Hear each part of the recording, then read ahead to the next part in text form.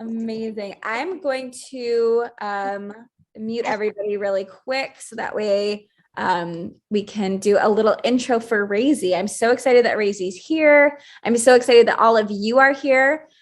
We have this awesome story to share today, and Raizy's going to read to us. And it's her book that she just wrote, and it's an incredible book. I can't wait for all of you to see it and hear it. I'm going to spotlight Raizy so we can all see her. We'll wait another minute just before, so some more friends can come in. I see so many are in the waiting room right now. I'm so excited that all of you are here. So let's see. All right, I think we can get started. Raizy, I'm so happy that you're here. Thank you for bringing your story to us. If anyone has any questions while Raizy reads, you can put them in the chat, and we'll have some time for questions after Raizy reads her story to us. Okay, let's go right into it, shall we? Okay, my name is Raizy Metzger, and I am so excited to join you all from New York. This is my new book. It was just published. It's called Listen with Your Heart. It's written by myself, and it was illustrated by Esty Raskin, who is my sister, and she and I worked on it together for many years, going through telling the story just the way we wanted it to be told.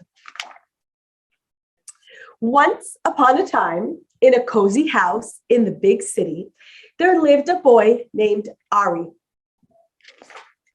There were many things that made Ari happy.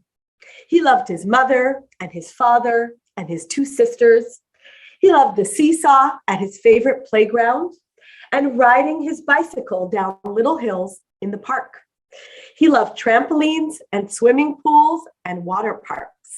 If you love trampolines and swimming pools and water parks, you can give me a little wave. He loved the feel of the sunshine on his face and the rush of a cool breeze as it brushed past his nose. Sometimes, though, Ari felt sad.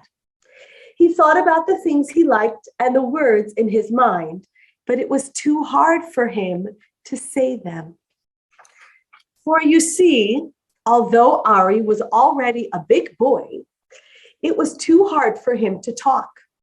He could think many things, but the words just didn't come out right. It's almost like they got lost on the way from his brain to his mouth. Excuse me. Do you ever feel that way? That your words just get lost? Sometimes it happens, right?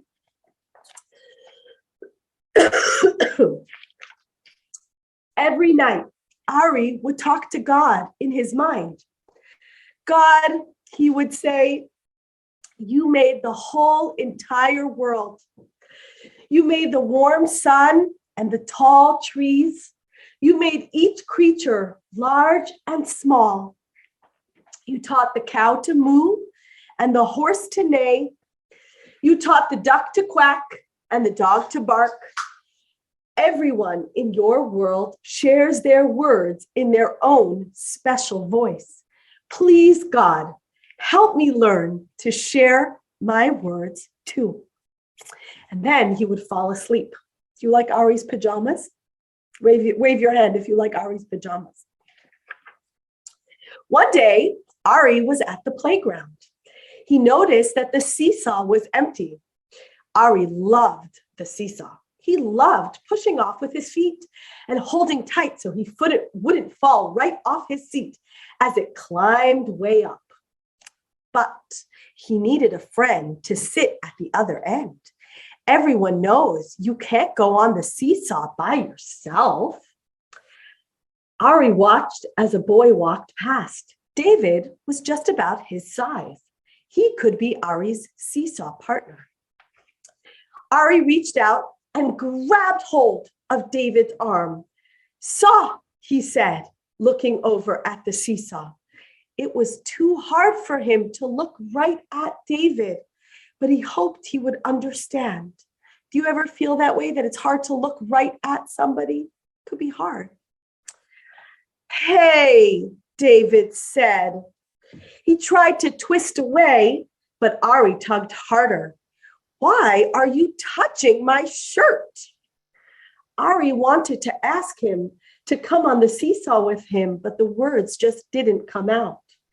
David didn't know what Ari wanted, so he ran to the swings, and Ari alone went to play in the sandbox. That night, Ari lay in his bed, feeling sad. He closed his eyes and said to God, God, you made the whole entire world. You made each creature, large and small. You taught the cat to meow, the rooster to crow, the sheep to baa, and the owl to hoot. Everyone in your world shares their words in their own special voice. Please, God, help me learn to share my words too. And then he fell asleep. A few days later, Ari was back at the playground. It was a beautiful day, and the seesaw beckoned, its shiny metal seat winking at him in the sunlight.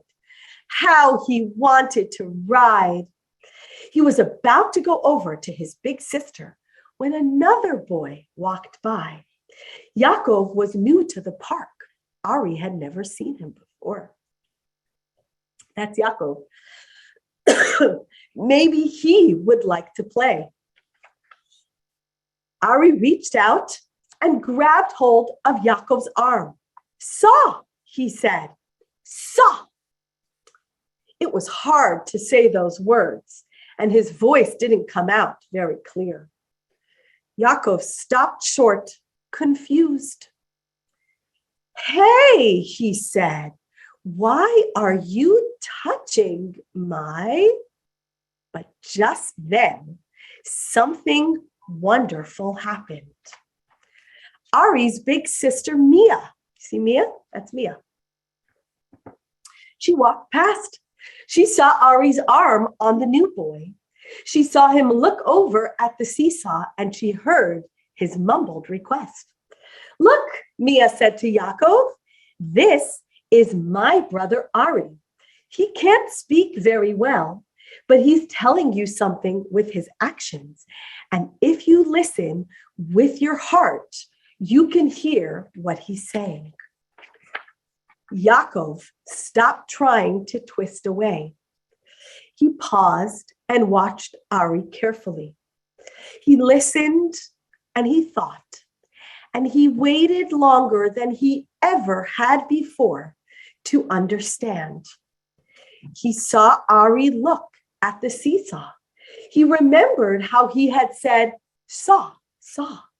He tried to listen with his heart so he could hear. And then he said, oh, seesaw, do you want to play on the seesaw? Ari's heart felt like it would burst. Yes, he thought. Yes, that's exactly right. He smiled a big, happy smile and said, seesaw. Yaakov and Ari ran to the seesaw, and Ari was the happiest boy on the playground. Yaakov was happy too, because Ari knew just how to push his feet off the ground and make the seesaw come crashing down the other side. The boys played together for a long time. That night, Ari lay in his bed. He thought about the things he loved and the words he wished he could say. And he said to God, God, you made the whole entire world. You made the warm sun and the tall trees. You made each creature, large and small. You taught them each their own sounds and their own voice. Please, God, help me learn to say my words too, strong and loud.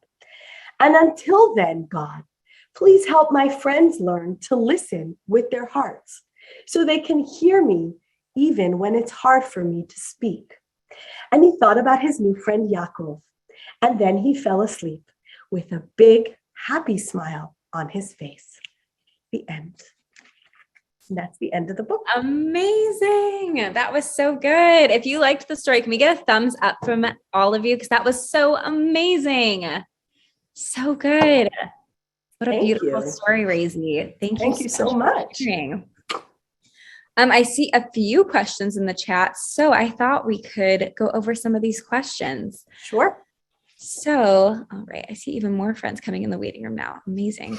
So the first question is there a specific moment that inspired you with this story? So there actually is. There is a moment, and it happened a long time ago when my son, this is my son Mendel, when he was about 4.5 years old. That's me and Mendel on his school picture day. And as you can see, he's a lovely boy. And now he's a big boy. He's 16 now. And he thinks many things, and he's very, very smart, but he doesn't know how to speak. And it's very hard for him to speak. Now he knows how to type a little bit on an iPad or with a letterboard, which is exciting, but it's very hard for him. And we went to visit our friends. And they had a son who was just about Mendel's age. They were both about 5 years old. And I went to their playground. That was very exciting for us because we lived in an apartment that didn't have a backyard. So I went to the playground with Mendel and their son. And this little boy was a very nice boy. And I said to him, maybe you and Mendel want to play a game like catch. And he said, does Mendel know how to play? And I said, yeah, because even though he doesn't talk, he has lots of words in his head. And he knows a lot of things. And he loves to have fun. And he said, really? And I said, yeah, he really does. And I tried to think of a book or a movie or a cartoon or some character that I could tell this little boy, Mendel's just like that guy or that girl, but I couldn't think of any. I tried to think of one and I thought, is there a movie or a little kid's book that I could say, Mendel's just like that boy. That boy has words in his head. He just can't say them, right? But I couldn't think of any. So I went home and I wrote that story. And I hope that it teaches other children who don't know that there are lots of words going on inside people's heads, even if they can't speak them. And that's why I wrote the book. Amazing. What a beautiful story. I love that. Amazing. The next question that we have is, do you have a favorite part of your book? What is your favorite part? So I do. I have a favorite page. And, because my sister and I worked together on this book, we worked for about 2.5, maybe 3 years. We worked on this book together, page by page. We would meet for coffee, we would talk on the phone, and we would go through every page. So this is my favorite page. It's the picture of Ari's brain. As you can see, things are a little jumbled up. And the words are there, but they're jumbled up, and then they kind of get lost on the way from his brain to his mouth. And as I began to understand more about my son over the years, I began to realize that there's language and there's speech. Language are the words inside your head, and speech are the words that come out. So just because a person isn't able to get the words out doesn't mean there's no language inside their head. It just means that it kind of gets lost. So that's why I think this page can really help people understand what's going on for a child who's not able to speak, but they have all those words inside their head. So that's why I love this page. It's my favorite one of the book. I love that. That's such a special page. Thanks for asking. All right. Our next question from Amanda is, how many books do you have altogether? Are you making another book? How many books do you have? I'd love to make another book. This one took me quite a few years to do. I would love to make another book, but at this point, it's just this one. Awesome. It's a wonderful book. Thank you. So you said you wrote this a few years ago. When did you start writing this book? I really wrote it many years ago, like 10 years ago. And then it took me like a while to think about what game would he need to play that he absolutely had to have another child to play with, or he couldn't play the game. And then we took our children to Riverside Park on the Upper West Side of Manhattan. So maybe somebody here on our Zoom has been there. It's a lovely park. It's an older playground. So they have these big metal seesaws, and Mendel, my son, loved them.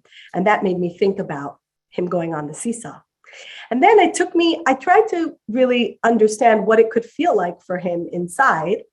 And a couple of years ago, while I had this document sort of sitting on my computer and I would go back to it and look at it, I went to visit a school. It's a very wonderful school in New Jersey where all the children communicate with typing. They communicate on iPads. It's a school for autism. And I got to speak to a group of young adults, well, adults actually. They were the oldest class in the school. They were about 20. And they were all fluent on their iPads.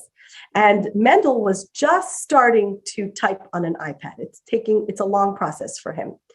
And I asked these boys some questions about what it was like for them to type on their iPads. And I said to them, if Mendel's sisters, because Mendel has 5 sisters, I said, if Mendel's sisters want to communicate with him, should they talk to him and he'll type back? Or should they type to him and he'll type back? And one young man in the room typed on his iPad. He spelled out, if they are lucky enough to know how to talk, they should talk. And that was a very big moment for me. It really gave me some insight into how much a child or an adult who's not able to speak very well wants to speak very well. It's hard. It's really hard.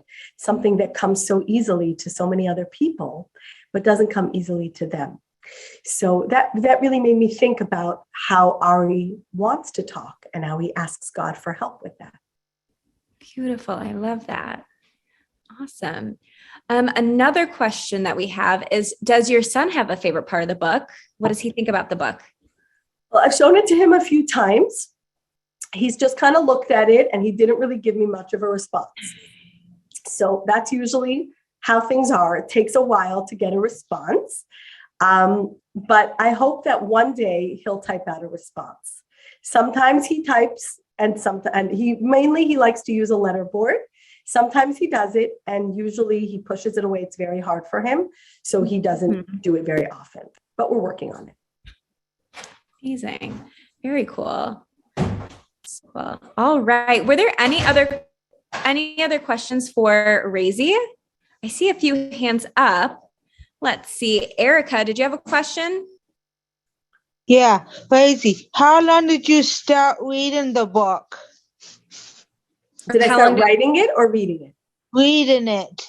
Reading it? Well, we only published the book about 3 weeks ago, and we've already sold almost 650 copies.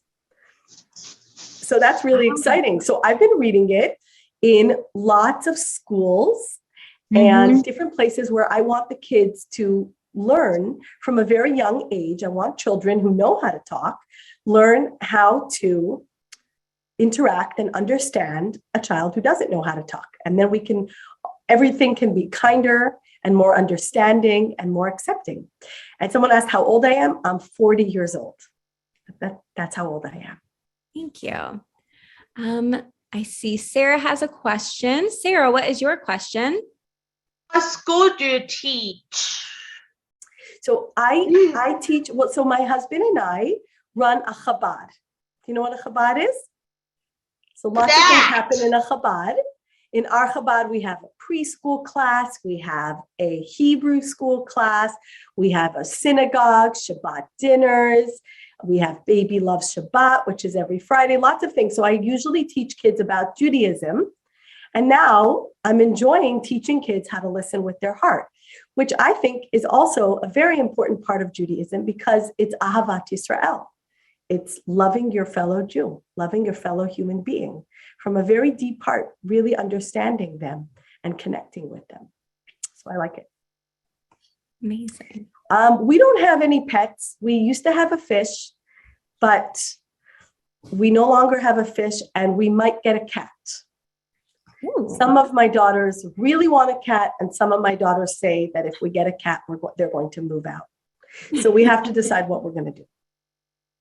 Amazing. I'm seeing so many nice comments. So many people are saying, thank you so much. So cool. Thank you for listening. You guys have been such a great audience. Yes, we loved having you, Raizy. This was such an amazing story. I'm so glad we all got to hear it. Were there Thank any you. other questions, or should we all give a big thank you to Raizy, big thank you wave? We're all so thankful that you got to read to us. This was such an amazing story, and we're just so thankful that you got to read it to Thank you us. so much. Well, let's see, somebody asked me if Zoom learning is easier for autistic people than in-person learning. I really don't know, because I think autistic people are all individual, and some might like Zoom learning and some might not, just like other, everybody is different, and some people in the world like Zoom learning and some people don't. Definitely. Right? Yeah, so true. That's I think my I see idea. Amanda's hand is up. Amanda, did you have a question? Yeah.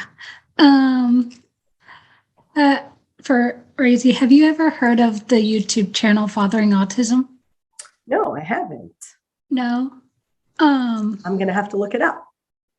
They have a daughter. She's in maybe her She's a senior teenager. year. Yeah, she's a She's teenager. a teenager. Yeah. And on that YouTube channel, she's nonverbal, and she speaks using an iPad, using a device. With the apps, she uses a device, and it has pictures on there. And when she presses the picture of what she wants, Yeah. it talks. And I didn't know if your son talks like using that type stuff. So he does. He uses an iPad with an app called Proloquo to Go. He's really good at Proloquo to Go, and that's what he uses for all of his requests, and that's how he uses to answer questions in class and things like that. But he can do a lot more too, because he's that. So we've been discovering that when he spells on a letterboard, he can do a lot more. He can show us how much he knows about math and history and science and all sorts of stuff. So cool. We understand a lot about autism, which is neat, because I like learning about all the different levels, because I have a form of autism. And I had really bad handwriting. They almost had me use one of those letterboards or writer things. But my mom kind of pushed me to write, because she's like, you can write, and she didn't want me using a typewriter. And finally I can write now. That's great. But it shows what we can all do. It shows what we can do if we try hard. Yeah. Definitely. And I think that, one message that I really wanted people who read this book to understand is that there's a few skills that you need in order to listen with your heart. One of them is to look with your eyes and see what the other person is doing, because they might be doing some actions, and that can give you a clue as to what they're trying to say. And another one is to wait. Sometimes you just have to wait a little bit longer to hear the person, especially if they're using a letterboard. It's not as quick as speaking, but if you just wait a little bit, then they can communicate and you'll be able to understand them. Amazing. That's true. You've got to teach people that. By Rachel. Thanks for your question, Amanda. And then You're welcome. Thanks for asking. Thanks for Udi speaking has up. a question. Yehuda, what's your question? Can you use their quiet voice and ask a question? So, Raizy, when did you really wanted to start doing it with you and your son and your sister? When did you guys started writing this book? How long did it take you to write that book with your sister? Good question, Yehuda. So it took me, I had the idea like 10 years ago, but then it took me a while to sort of feel like it was the right thing, and that I could really, I could really feel confident to get it out there. And then my sister is a graphic artist. I don't know if she joined the Zoom tonight, but she's a graphic artist. And 3 years ago, she got a new iPad with an iPad pencil. So all of the drawings on this book were done on her iPad. And the iPad pencil, she did them freehand. And then the pencil drawings turn into digital images. So she played around with her iPad and her iPad pencil, and she called me up and she said, hey, Raizy, guess what? I can illustrate your book now, because now I can turn my art into digital images. and I'm excited to do it. So she and I got started, and we went, we met and worked on page by page, and just what we wanted each page to convey, what kind of colors, what kind of mood. And we did it together. And this is my daughter, Sarah. She is 9.5 years old. She's one of Mendel's 5 sisters, and she's very good at listening. And you can ask her any questions if you want. Want to answer some questions? Sure. Do you have a favorite part of the book? I have a favorite picture, yeah. Yeah, let's see it.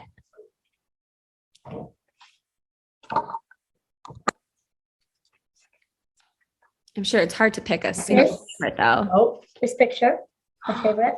happy face. Wow. So cool. Amazing. Yeah, we love when we see a big smile on our brother's face. Sometimes he can be quite serious, but we love when we get a big smile, right? Nice. I see Elena asked in the chat, where do you live? We live in Manhattan, in New York. Very cool. Amazing. All right. I think those were all of the questions that we had. Those were some great questions, everybody. And I'm so glad we got to learn more about Raizy and her book. And I just wanted to thank you one more time, Raizy, for coming and reading to us. We really enjoyed this story. I know we're all going to be talking about it for the rest of the week. We're so happy that you got to read to us. Thank you. Thank you so much. It was so nice to meet all of you. Yeah. Well, can Have we a give good Raizy a night. thank you wave? Thank you, Raizy. So much fun. Thank you. All right. Thanks Bye, for joining. everybody. Have Good a great rest night. of your night. Bye. Thank you, Raizy. Bye, Bye-bye. everybody. See ya.